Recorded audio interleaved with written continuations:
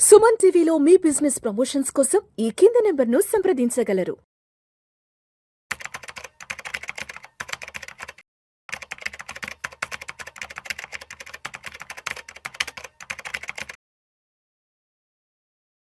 ప్రేక్షకులకి మీ రామచంద్రమూర్తి నమస్కారాలు.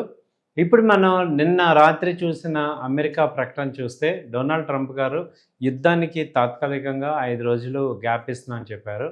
ఇప్పుడు అందరూ ఆలోచించేది ఏంటంటే ఎందుకు ఈయన అంత తగ్గాడు, వెనక్కి తగ్గాడు?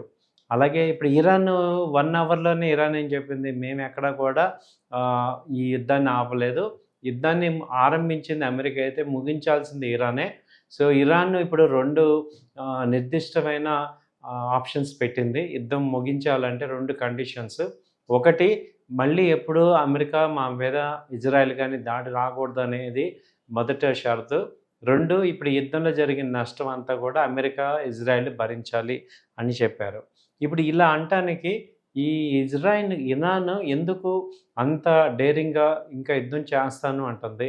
అలాగే అమెరికా అధ్యక్షుడు చెప్పిన దాని ప్రకారం ఇంతవరకు ఏ దేశం మీద జరగనంత దాడి ఇరాన్ మీద జరిగింది, అంత దాడి చేశామని ఆయన చెప్తున్నారు.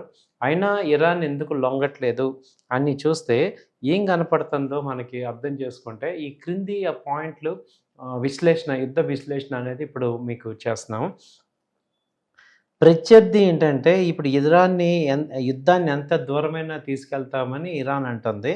దీనికి తరచి చూస్తే ఏంటంటే మొదట్లో 6 రోజుల్లో అమెరికాకి $1,270 కోట్ల డాలర్స్ ఖర్చయ్యాయి.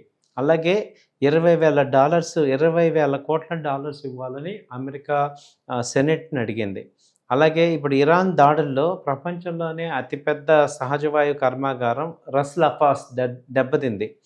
ఖతార్కు మగటమయమైన ఈ ప్లాంట్ పూర్తి స్థాయిలో తెరుచుకోవడానికి కనీసం 5 ఏళ్ళు పడుతుంది అంటున్నారు. దీనివల్ల ఏటా ఈ $2,000 కోట్ల నష్టాన్ని ఆ దేశం మూట కట్టుకోవాల్సి వస్తుంది.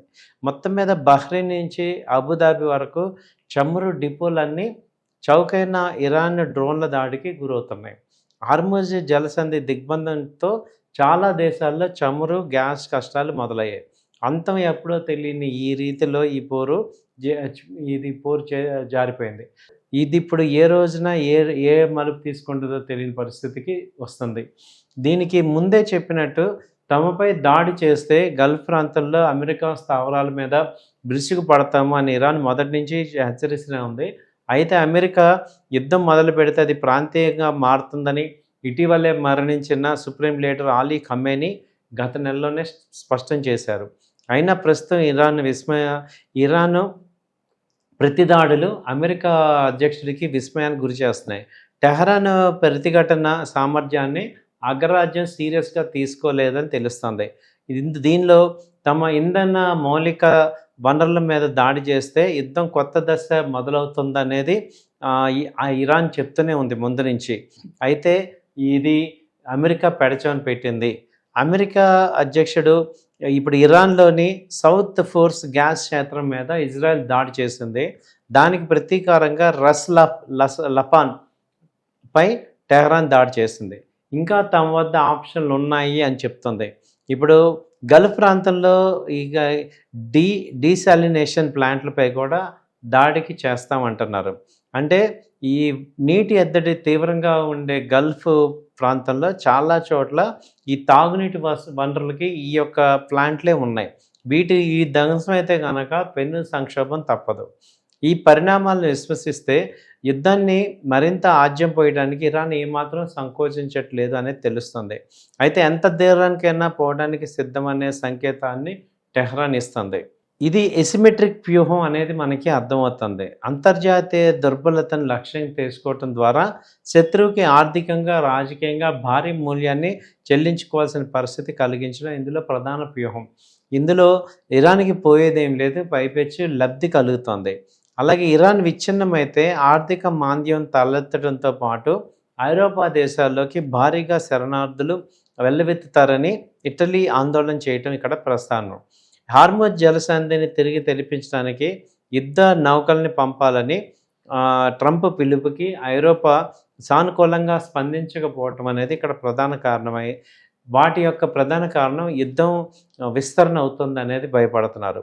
ఎందుకంటే ఆల్రెడీ ఈ రష్యా, ఉక్రెయిన్ మధ్య గత 4 సంవత్సరాల నుంచి యుద్ధం జరుగుతుంది. దాంతో ఐరోపా కంట్రీస్ అన్నీ కూడా చాలా దెబ్బతిన్నాయి.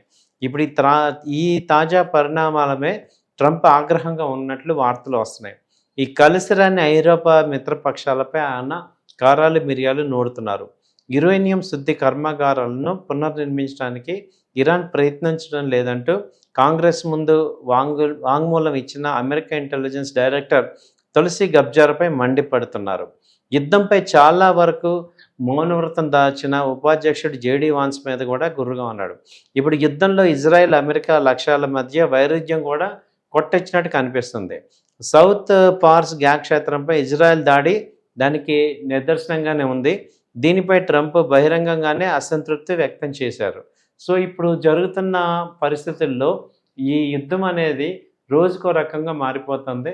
ఇరాన్ కూడా ఎక్కడ తల వంచట్లేదు. ఇరాన్ ఇది తగ్గించడానికి అమెరికా, ఇజ్రాయెల్ ఇద్దరు కలిసి యుద్ధం చేస్తున్నా కానీ ఎక్కడ కూడా వీళ్ళకి ఒక అంతు చిక్కకుండా ఉంది. మరి ఏమవుతుందనేది మరి రాబోయే రోజుల్లో చూద్దాం. థ్యాంక్ యూ అండి. నమస్తే.